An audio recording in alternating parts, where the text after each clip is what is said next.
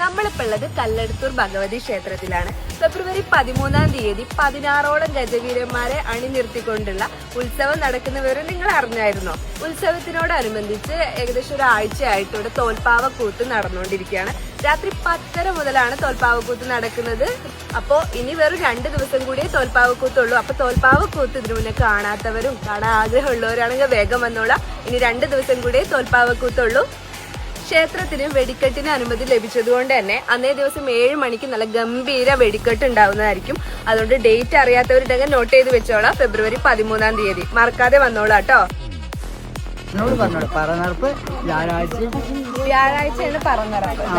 വ്യാഴാഴ്ചയും വെള്ളിയാഴ്ച രാവിലെ പറ 10 മണി 10:30 മണി വരെ. അപ്പൊ എല്ലാവരും ഉത്സവത്തിന് വന്നോളാം കേട്ടോ. എല്ലാവരും ഉത്സവത്തിന് വരിക.